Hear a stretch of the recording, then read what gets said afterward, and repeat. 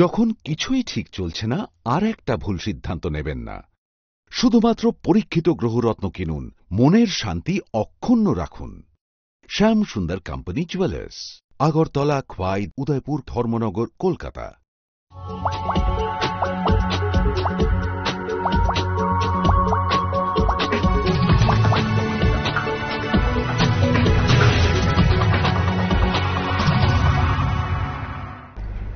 নমস্কার, নিউজ ভ্যানগার্ডের পর্দায় আপনাদের স্বাগত। আজকে আন্তর্জাতিক কিডনি দিবস। আমরা জানি আমাদের বিশ্বে প্রায় 85 কোটি লোক এই কিডনি রোগে আক্রান্ত। সেই বিশ্বের সঙ্গে আমাদের দেশ এবং আমাদের রাজ্য অনেক রোগী আছে কিডনি সংক্রান্ত বিভিন্ন রোগে ওনারা ভুগছেন। এই আজকের এই আন্তর্জাতিক কিডনি দিবসে কিডনির কিভাবে সুরক্ষা করা যায়, তাই আজকে আমাদের বিশেষ টক শো কিডনি সুরক্ষা। আমি মানুষ, আমার সঙ্গে আছেন আমাদের রাজ্যের বিশিষ্ট কিডনি বিশেষজ্ঞ ডাক্তার সমরেশ পাল মহাশয়। আপনাকে নিউজ ভ্যানগার্ডের স্টুডিওতে স্বাগত, অভিনন্দন এবং শুভেচ্ছা জানাচ্ছি। প্রথমেই সমরেশবাবু জানবো, আজকে এই 9 মার্চ দিবসটাকে কেন আন্তর্জাতিক কিডনি দিবস হিসাবে ঘোষণা করা হয়? অ্যাকচুয়ালি জিনিসটা 9 মার্চ নয়, ওটা প্রতি মার্চ মাসের দ্বিতীয় বৃহস্পতিবার।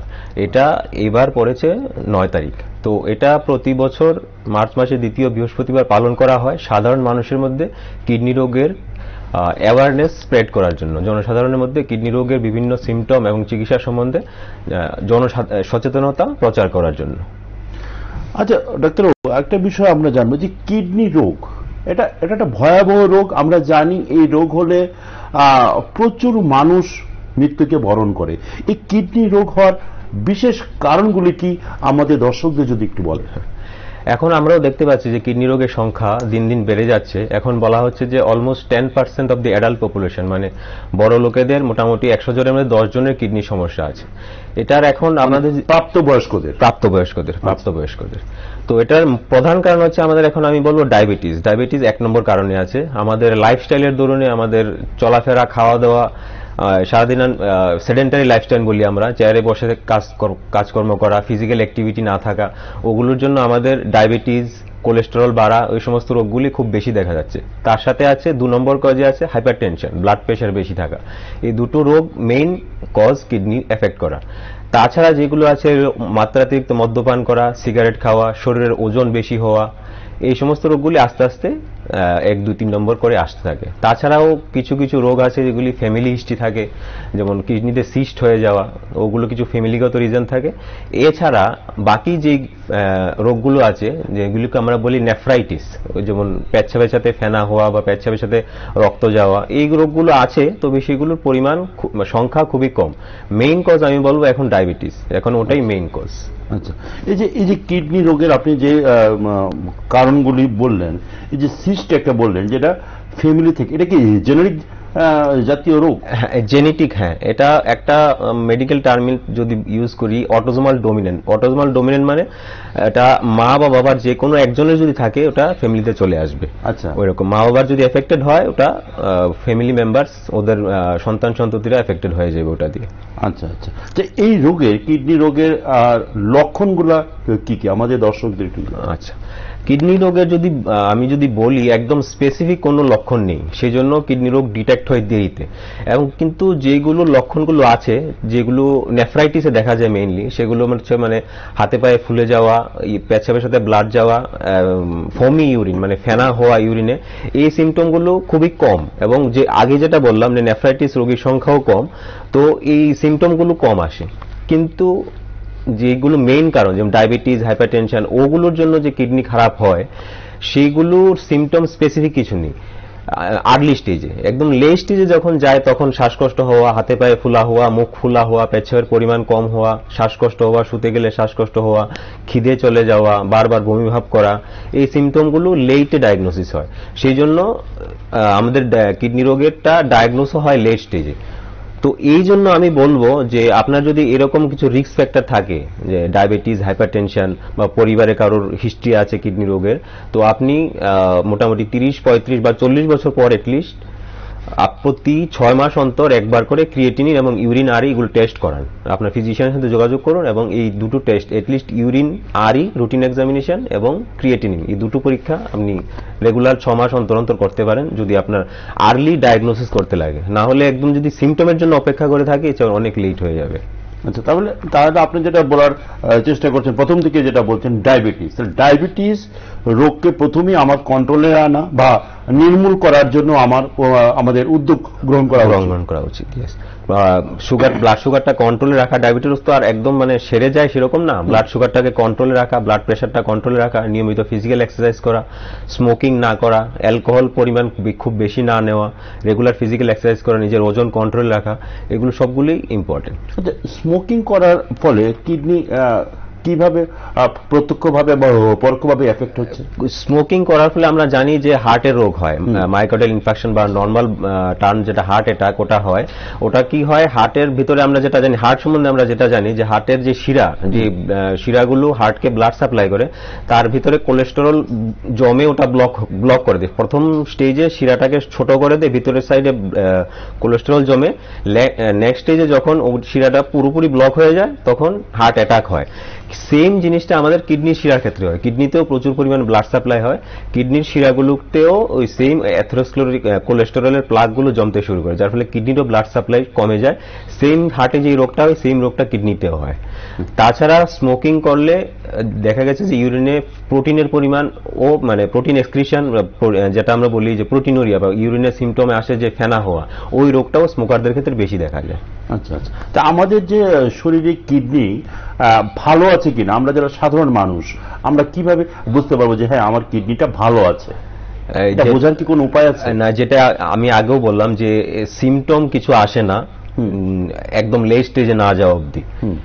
তাই যে রিস্ক ফ্যাক্টর গুলো বললাম, যেগুলো যদি থাকে যে পরিবারে হাইপারটেনশন, আমার ডায়াবেটিস আছে, হাইপারটেনশন আছে, বা পরিবারে কারোর ফ্যামিলি হিস্ট্রি আছে, কিডনি রোগ আছে, বা আমার আগে কিডনিতে স্টোন ছিল, এই সমস্ত যদি আগে কোনো রিস্ক ফ্যাক্টর থাকে তাহলে আপনি 30-35 বছর পর থেকে প্রতি 6 মাস অন্তর একবার করে অ্যাটলিস্ট ক্রিয়েটিনিন আর ইউরিন আরই এই দুটো টেস্ট করতে লাগবে।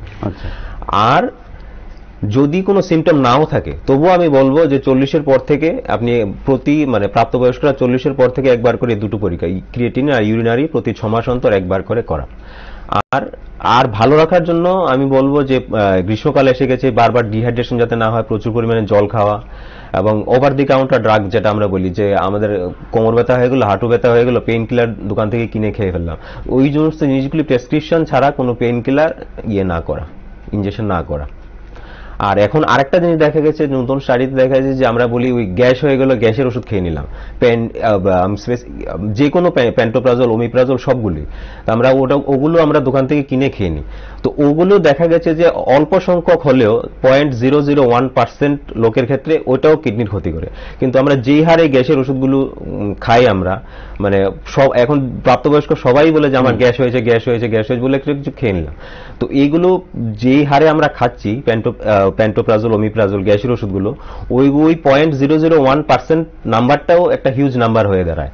তো আমি বলবো যে কোনো সিমটম না থাকলে, কোনো বেশি কিছু অসুবিধা না হয়, ওই গ্যাসের ওষুধ বা পেইন কিলার ওটাও সেবন না করা।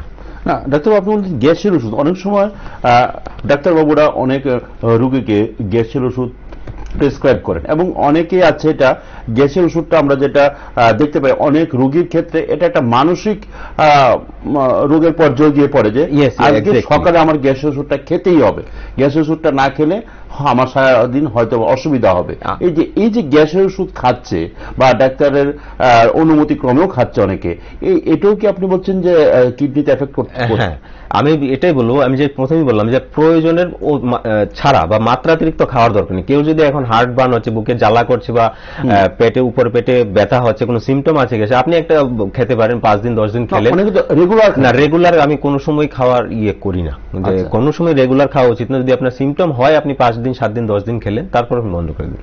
দরকার ছাড়া অনেকে, আমি এরকম পেশেন্ট দেখেছি বলছে যে আমাদের এই প্রেশারের ওষুধ খাচ্ছি, তবে আমি রেগুলার একটা প্রেশার ওষুধ খাচ্ছি, আমি যদি এখন গ্যাসের ওষুধ না খাই তবে আমার গ্যাস হয়ে যাবে।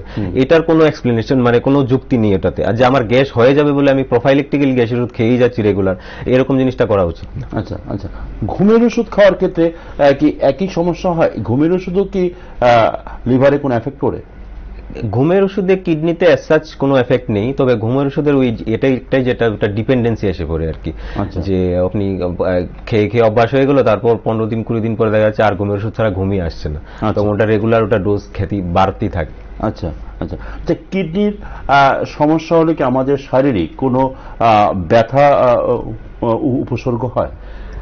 ব্যথা স্পেসিফিক্যালি ব্যথা কিছু হয় না, যদি আপনার কিডনিতে স্টোন থাকে তাহলে ওই পেটের পিছন দিকে মানে পিঠের সাইডে, আমরা লাম্বার রিজন বলি বাংলাতে, একদম কোমরের এই সাইডটাতে ব্যথা হয় যদি আপনার স্টোনের হিস্ট্রি থাকে। স্টোন থেকে যদি কিডনিটা খারাপ হয়ে থাকে তখন ব্যথা অনুভব হতে পারে, যে সাইডে স্টোন আছে ওই সাইডে, বা ব্যথাটা পেছন দিক থেকে আস্তে আস্তে যদি ইউরেটার মানে আমরা যেটা বলি কিডনি থেকে যে ছোট পাইপটা দিয়ে ব্লাডারে ইউরিন আসছে ওই পাইপটাতে যদি থাকে তাহলে ব্যথাটা পেছন দিক থেকে সামনের দিকে মানে ধরুন মূত্রনালী যেটা আমরা ইউরেটার বলি, ইউরেথ্রা, পেছন থেকে সামনের দিকে ওটা রেডিয়েট হতে পারে।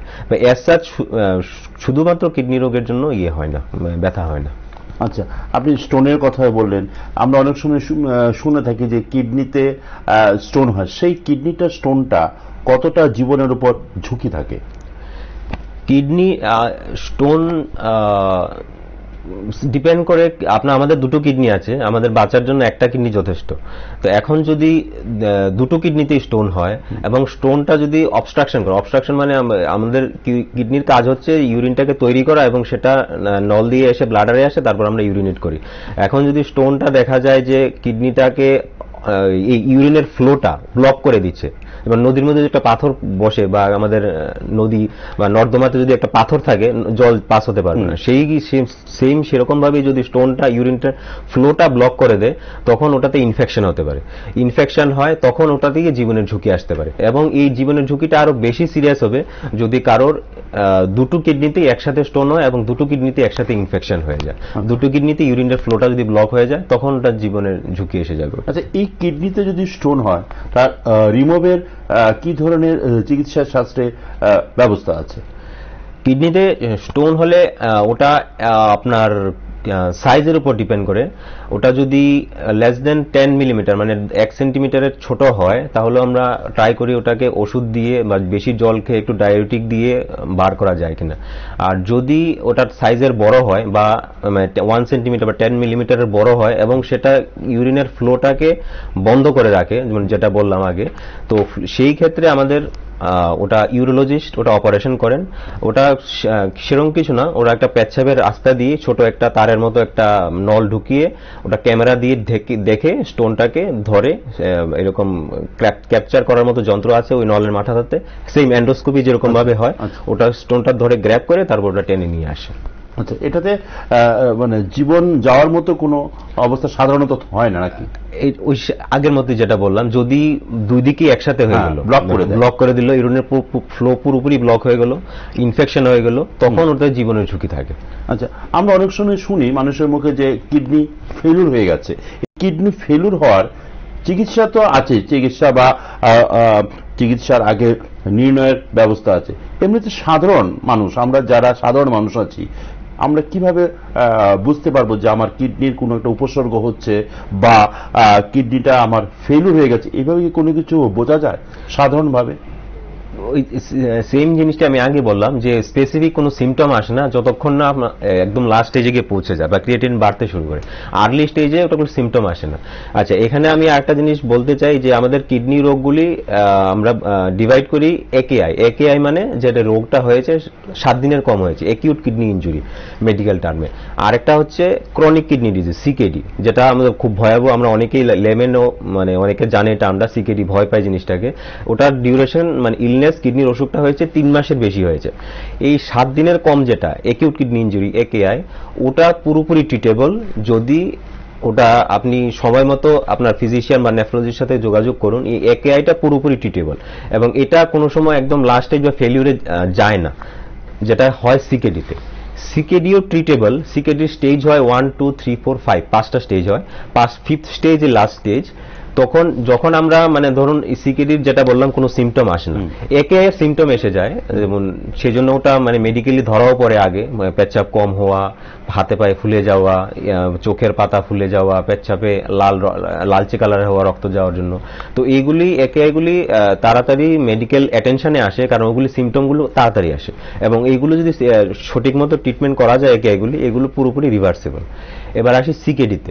সিকেডিরও ট্রিটমেন্ট সম্ভব, কিন্তু আপনাকে এই আর্লি স্টেজে ওটা ধরতে লাগবে, এবং সেই ধরতে গেলে ওই যেটা আগে বললাম যে 30 বছর বা 35 বছর পর 6 মান্থলি একবার করে ইউরিন আর ক্রিয়েটিনিন টেস্ট করতে লাগবে। এইবার আমরা ওষুধ দিয়ে প্রত্যেকটা স্টেজকে প্রলং করতে পারি, 1 2 3 4 5। তো প্রত্যেকটা স্টেজকে যদি আমরা 2 বছর 3 বছর প্রলং করতে পারি, এই স্টেজিংটা হয় আপনার ক্রিয়েটিনিন ভ্যালু কত আছে ওটা দিয়ে।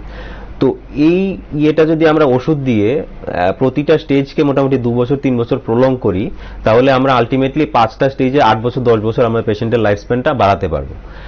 পেশেন্টের সিমটম আসতে শুরু করবে যখন সিকেডি স্টেজ 3 বা 4-এ চলে যায়। রক্ত কমে যাওয়া, হিমোগ্লোবিন কমে যাওয়া, পেচ্ছাপের পরিমাণ কম হওয়া, শ্বাসকষ্ট, শুতে গেলে শ্বাসকষ্ট হওয়া, পা ফুলে যাওয়া, ক্ষুধা না লাগা বা খেতে গেলে বারবার বমি ভাব করা, শরীরের ওজন কমে যাওয়া, এই সমস্ত সিমটমগুলি শুরু হয় ওই স্টেজ 3, 4 বা 5-এ যখন যায় তখন।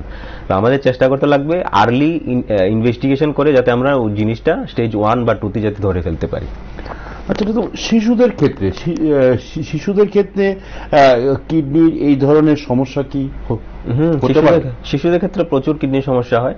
শিশুদের ক্ষেত্রে মেইনলি যেটা হয় একদম ছোট বয়সে, সেটা হচ্ছে আমরা নেফ্রোটিক সিনড্রোম বলি। এটা আমরা হয়তো কমন পিপল অনেক দেখেছে হয়তো, যে শিশুর পেচ্ছাপে যাতে ফেনা হচ্ছে, হাত পা ফুলে যাচ্ছে, চোখের পাতা হচ্ছে, সোয়েলিং হচ্ছে, এই সমস্ত জিনিসগুলি শিশুতেও হয়।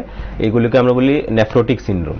তাছাড়া নেফ্রাইটিস ও বিভিন্ন ধরনের নেফ্রাইটিস, আইজিএন নেফ্রোপ্যাথি, হ্যানোস্কোলিন পারপোরা, অনেকগুলো ডিজিজ হয়। তাছাড়া শিশুর মধ্যে কনজেনিটাল ডিজিজ মানে বাই বার্থ, জন্ম থেকে একটা কিডনি অ্যাবসেন্ট হওয়া, একটা কিডনি নিয়ে জন্মগ্রহণ করা, বা কারো দুটো কিডনি অ্যাবসেন্ট হয়, থাকে না, বা কারোর ক্ষেত্রে কিডনিগুলো থাকে কিন্তু কিডনিগুলো প্রপারলি ফাংশন করে না, কারণ ওগুলো মানে যেরকম স্ট্রাকচার হওয়া উচিত সেরকম স্ট্রাকচারটা হয় না শিশুর জন্মের সময়, ওটা একটু ডিফর্মিটি থাকে স্ট্রাকচারগুলোর মধ্যে। তো এই সমস্ত জিনিসগুলো শিশুদের ক্ষেত্রে হয়।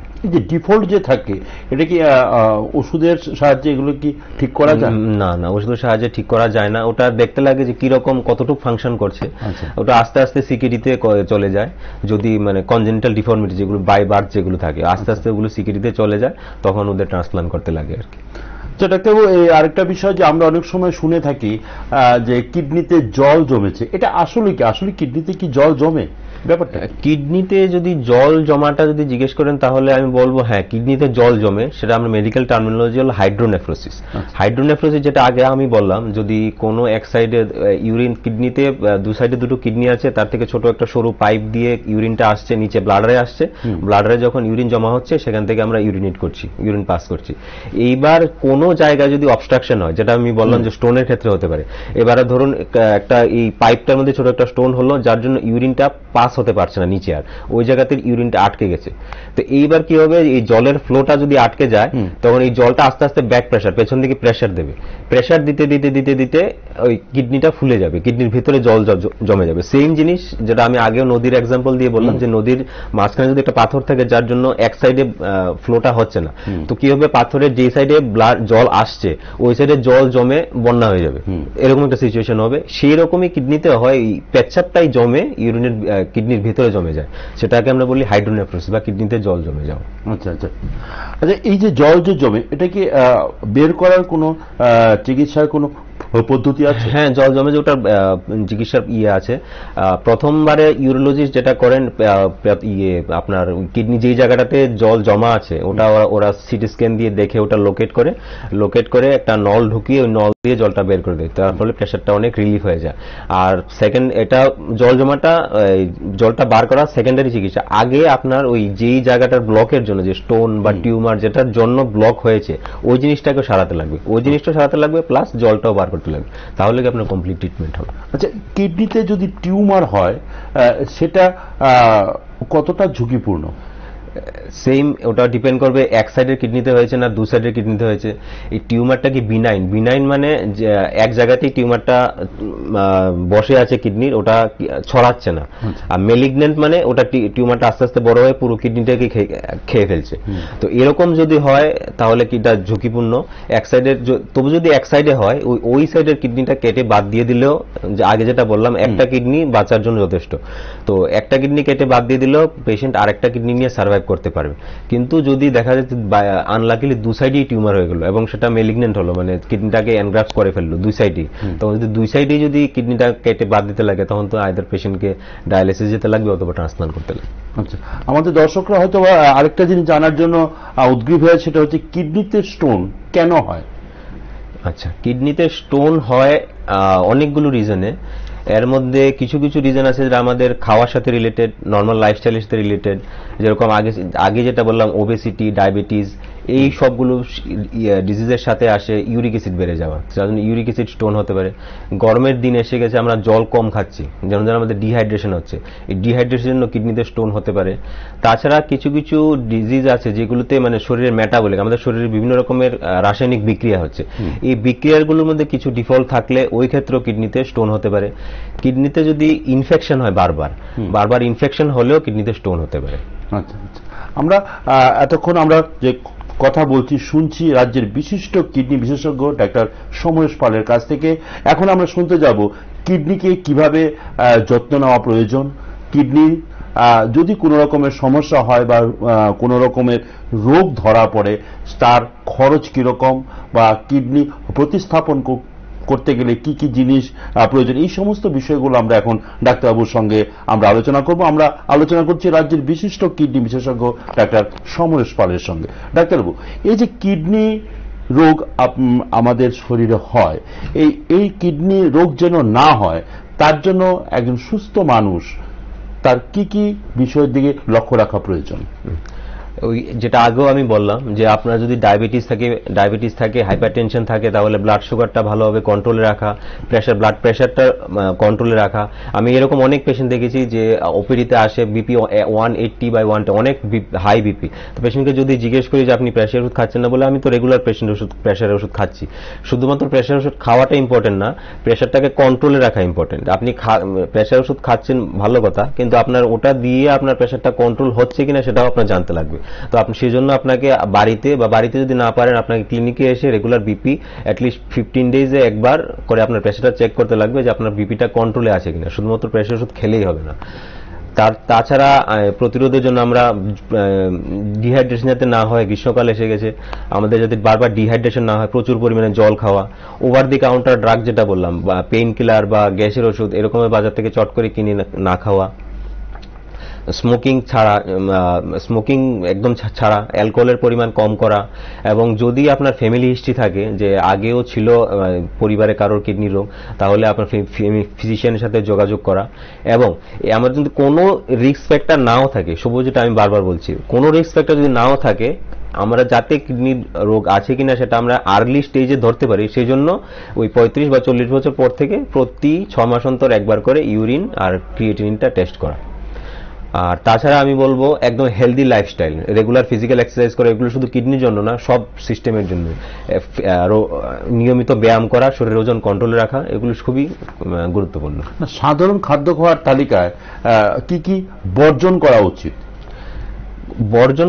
এর মধ্যে যেটা মানে শুধু কিডনি রোগ না, অন্য সবকিছুর জন্য আমি যেটা বলি, হাই ফ্যাট কন্টেনিং ডায়েট, যেরকম যেটা ভাজা জিনিস, যেরকম তেলে ভাজা সিঙ্গারা, চপ, কচুরি, এই সমস্তগুলো না খাওয়া, ঘরে নর্মাল তেলে রান্না করা খাবার খাওয়া, ভাতের সাথে এক্সট্রা লবণ না খাওয়া, সল্টটার শুধুমাত্র তরকারি রান্নার সাথে যতটুকু প্রয়োজন ততটুকুই লবণ খাওয়া, হাই কার্বোহাইড্রেট নিয়ে যেমন যেটা পাউরুটি, সাদা পাউরুটি, সাদা ভাত, এই সমস্ত জিনিসগুলো কম খাওয়া, মাল্টিগ্রেইন ফাইবার যেমন আটা রুটি, এই সমস্ত জিনিসগুলো প্রচুর পরিমাণে খাওয়া, ফলে ফাইবার আছে, সমস্ত ভিটামিন আছে, কমপ্লেক্স কার্বোহাইড্রেট আছে, প্রচুর পরিমাণে ফল খাওয়া, সবজি খাওয়া, জল ভালো করে খাওয়া। এগুলো শুধু কিডনির রোগের জন্য না, সব ডিজিজের জন্য, হার্ট বলুন, ব্লাড প্রেশার বলুন, ডায়াবেটিস বলুন, সবগুলোর জন্যই হেলদি ডায়েট এই একটাই হয়। একজন প্রাপ্ত বয়স্কের কি পরিমাণ জল খাওয়া উচিত বা একজন শিশুর কি পরিমাণ জল খাওয়া উচিত দৈনিক? দৈনিক একজন প্রাপ্তবয়স্কের 3 লিটার, গরমের দিনে 3 লিটার, আর শীতের দিনে যেহেতু আমরা কম সোয়েটিং হয় ওই দিন 2.5 লিটার, 2.5 লিটার মতো খেলেও হয়। আচ্ছা আচ্ছা। আর শিশুদের ক্ষেত্রে? শিশুদের ক্ষেত্রে অ্যাকচুয়ালি ডিপেন্ড করবে ওর মানে এইজটা কিরকম আছে। নবজাত যে জাস্ট জন্ম হয়েছে ওর তো জল খায় না, ও বারবার 2 ঘন্টা পর পর দুধ খায়, মার দুধ খায়। তো আস্তে আস্তে যখন বাড়তে থাকে তখন ওই জল খাওয়ার ইয়েটাও পরিমাণটাও আস্তে আস্তে বাড়তে থাকে। আচ্ছা, আমাদের এই যে কিডনি রোগ ধরতে গেলে কি ধরনের পরীক্ষা নিরীক্ষা আপনারা করান? প্রথম তো যদি প্রথম ধরতে গেলে তো ক্রিয়েটিনিন আর ইউরিন আরই, যেটা রুটিন এক্সামিনেশন হয়, ইউরিন আরইতে প্রোটিন থাকে, প্রোটিন +1+, 2+ বা 3+ এরকম আসে, আর ক্রিয়েটিনিন আসে। তো ওই দুটো রিপোর্ট দেখেই পেশেন্ট আমাদের কাছে প্রথমবার আসে। তারপর আমরা পেশেন্টের ক্লিনিক্যালি এক্সামিনেশন করে তার হিমোগ্লোবিন চেক করতে লাগে, ইউরিয়া, ক্রিয়েটিনিন, পটাশিয়াম বেড়ে যায় কিডনি রোগীদের, সোডিয়াম, পটাশিয়াম ওগুলো চেক করতে লাগে, ক্যালসিয়াম কম হয়ে যায়, ভিটামিন ডি কম হয়ে যায়, ওগুলো চেক করতে লাগে, শরীরে আয়রন কম তৈরি হয়, কম অ্যাবজর্পশন হয় বলবো আমি গাট থেকে, সেজন্য আয়রন লেভেল কম থাকে, আয়রন চেক করতে লাগে। তারপর রোগীর সুগার যদি আগে থাকে সুগার টেস্ট করতে লাগে, কিডনি একটা সোনোগ্রাফি করতে লাগে যে কিডনির সাইজটা কিরকম আছে, সোনোগ্রাফির ছবিতে কিডনিটা কিরকম আসছে। তাছাড়া কিডনিতে প্রোটিনটা কিরকম, কতটুকু পরিমাণে প্রোটিন আসছে, সেই জন্য আমরা ইউরিন এসিআর বলি, অ্যালবুমিন ক্রিয়েটিনিন রেশিও, ওটাও করতে পারি। বা 24 আওয়ারের ইউরিনটা জমিয়ে, মানে আজকে সকাল থেকে নেক্সট পরের দিন সকাল অবধি পুরো 24 আওয়ারে কতটুকু ইউরিন ভলিউম হয়েছে সারা 24 ঘন্টায়, ওই ইউরিনের ভলিউমটা, ওটাতে কতটুকু প্রোটিন আছে, এই সমস্ত টেস্টগুলি আমরা করি। বা আমরা কোনো কিছু দিয়ে যদি ডায়াগনোস না করতে পারি যে কিডনিটা কেন খারাপ হয়েছে, তখন আমরা কিডনি বায়োপসির দিকে যাই।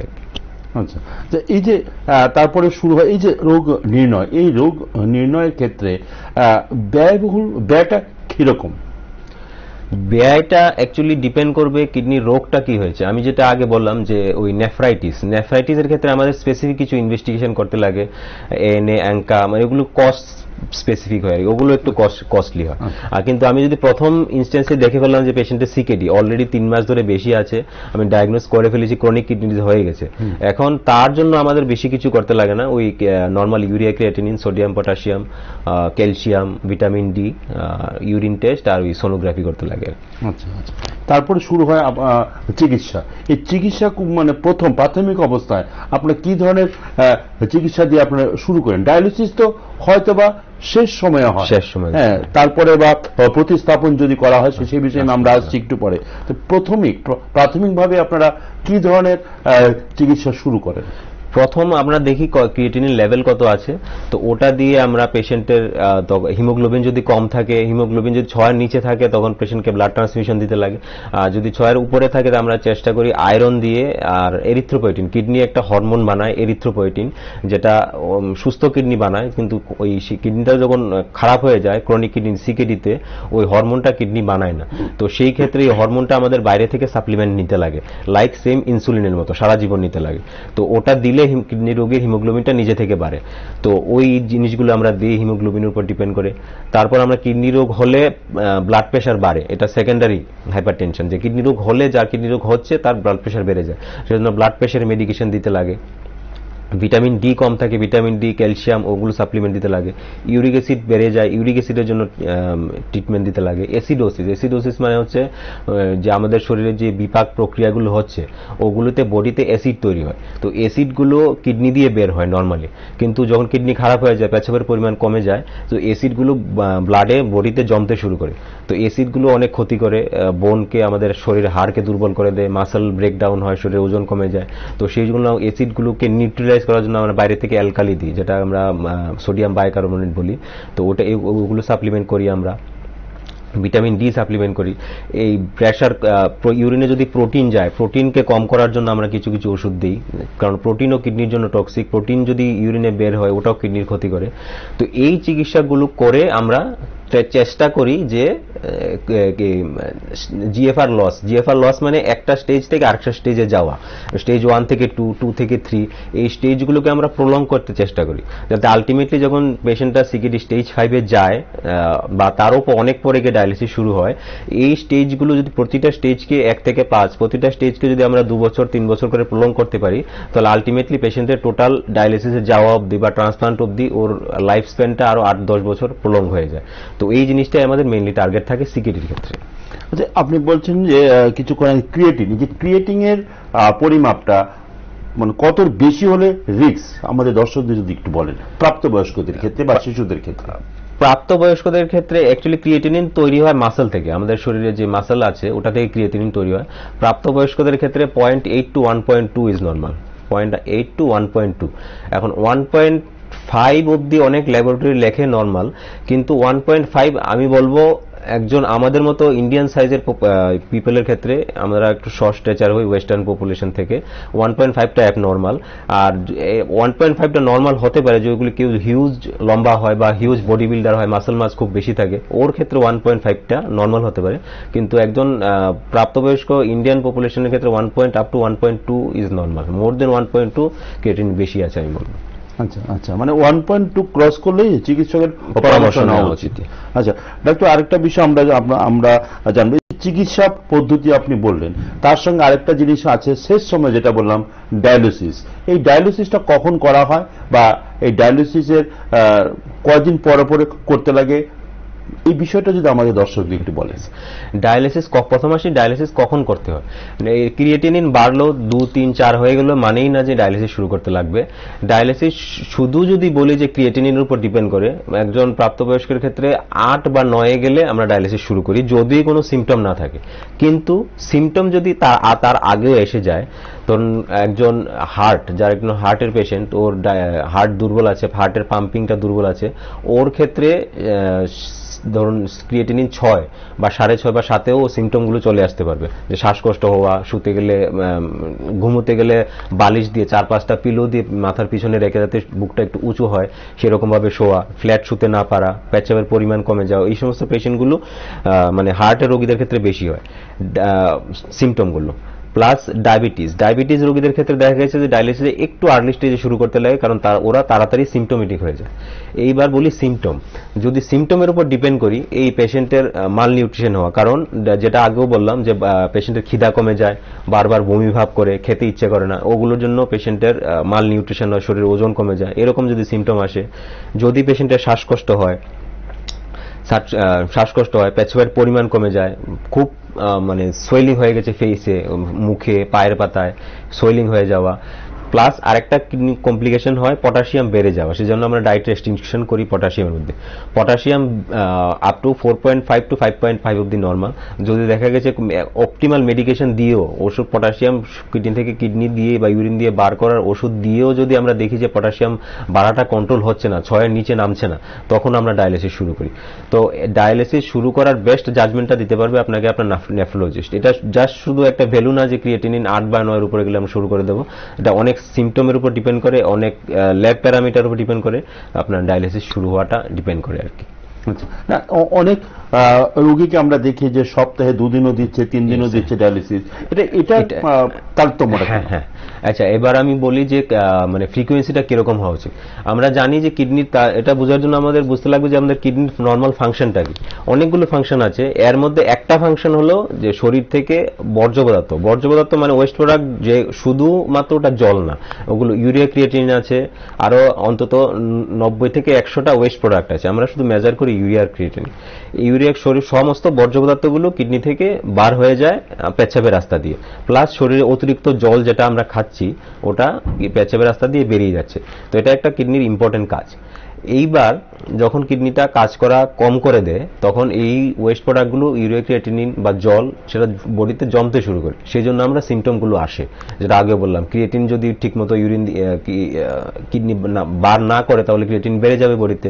জলও যদি ঠিকমতো না বার করে তাহলে হাত পা ফুলে যাবে, বুকে জল জমবে, চোখের পাতায় জল জমবে।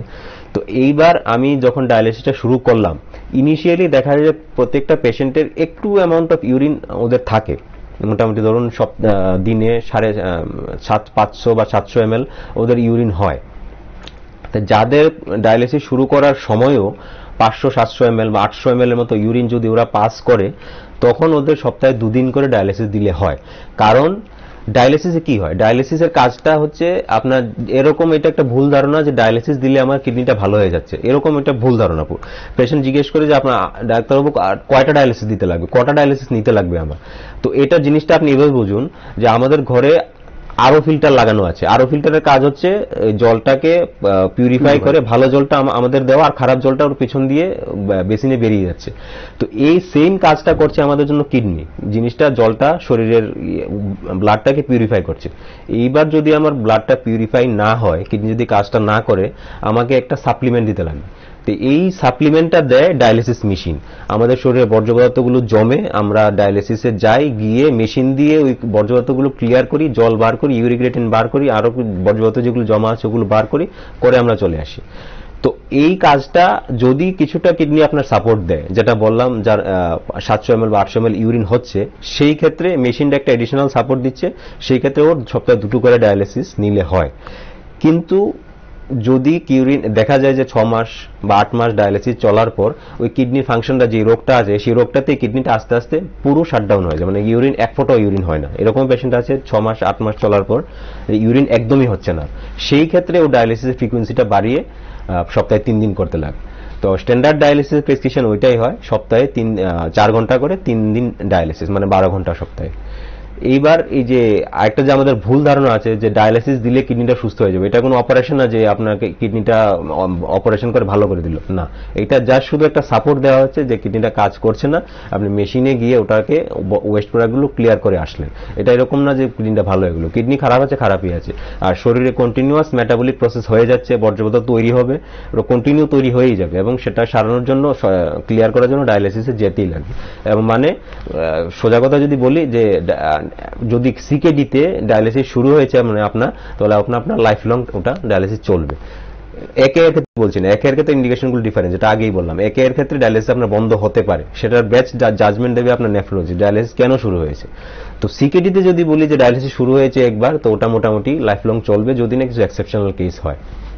আর যদি বলি যে মানে কিডনি ভালো করতে গেলে কি করতে লাগবে, সেটার ইয়ে হলো ট্রান্সপ্লান্ট করা। এই যে ট্রান্সপ্লান্ট করা বললেন, এই যে ট্রান্সপ্লান্টের বিষয়টা যদি আমার দর্শকদের বলেন, কাদের থেকে কিডনি নেওয়া যাবে এবং সেই কিডনিটার কন্ডিশন কি থাকলে নেওয়া যাবে, এবং সেই সুস্থ মানুষের যদি ডায়াবেটিস বা প্রেশার এই ধরনের কোনো রোগ থাকে, তার থেকে কি নেওয়া যাবে কিনা আমাদের দর্শকদের যদি একটু বলেন, আমাদের সময় প্রায় শেষ পর্যায়ে। আচ্ছা, প্রথম বলি কাদের থেকে নেওয়া যাবে। কাদের থেকে নেওয়া যাবে এটা ইয়েতে আমাদের ট্রান্সপ্লান্ট ল অফ ইন্ডিয়া, ওটা আইনের বইয়ে লেখা আছে, ট্রান্সপ্লান্ট ল অফ ইন্ডিয়া, এটাতে একটা অ্যামেন্ডমেন্ট হয়েছে 1994-এ।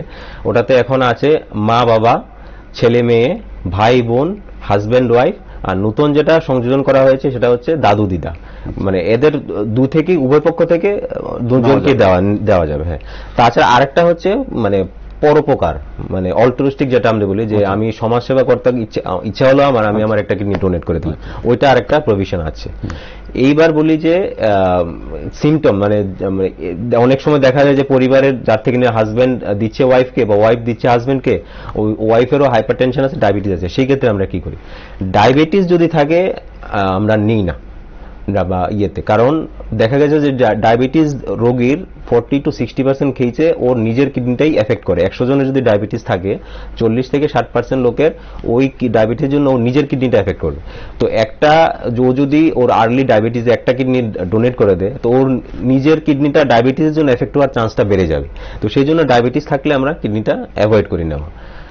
আর হাইপারটেনশন যদি থাকে, হাইপারটেনশন যদি কন্ট্রোলে থাকে, একটা ওষুধ খেয়ে সিঙ্গেল মেডিকেশন হাইপারটেনশন যদি কন্ট্রোলে থাকে, তাহলে কিডনিটা নেওয়া যেতে পারে। আর ওর কোনো কিডনির সমস্যা থাকতে পারবে না, ইউরিনে প্রোটিন যাওয়া থাকতে পারবে না, ক্রিয়েটিনিন লেভেলও নর্মাল থাকতে লাগবে, তাহলে ওর থেকে আমরা কিডনিটা নিতে পারবো। এটার মধ্যে কি ব্লাড গ্রুপের কোনো ব্যাপার আছে? ব্লাড গ্রুপ, হ্যাঁ, এটা একটা important question. Blood group matching হলে ভালো, তবে এখন কিছু কিছু নতুন মেডিকেশন আছে যে আমরা ব্লাড গ্রুপের ম্যাচিং এর দরকার হয় না, ওটা মানে মিসম্যাচ হলেও আমরা ট্রান্সপ্লান্ট করতে পারি, কিন্তু সেই ক্ষেত্রে প্রথম 1 মাসের মধ্যে রিজেকশন মানে কিডনিটা মানে আমাদের শরীরটা ইয়ে করে যে ধরে, রিজেকশন বলতে মেইন ট্রান্সপ্লান্টের সাইড এফেক্ট ওইটাই, রিজেকশন আর ইনফেকশন। রিজেকশনের ব্যাপারে একটু যদি বলি, তো আমরা কেন মানুষ থেকে মানুষে নিই, আমরা তো এত পশু অ্যাভেলেবল আছে, ওর থেকেও আমরা কেটে এনে মানুষে লাগিয়ে দিতে পারতাম, তাহলে আমাদের আর এত চিন্তা হতো না। কিন্তু ওটা হচ্ছে আমাদের শরীরে নিজের একটা মানে ফোর্স আছে আমাদের বডিতে, যে ফোর্স বলতে আমাদের যে WBC, এটা আমাদের নিজের শরীরের একটা সৈন্যবাহিনী। ওটা কোনো জিনিসকে মানে ফরেন বডি যদি হয়, বাইরে থেকে যদি কিছু আসে ওটাকে অ্যাটাক করে।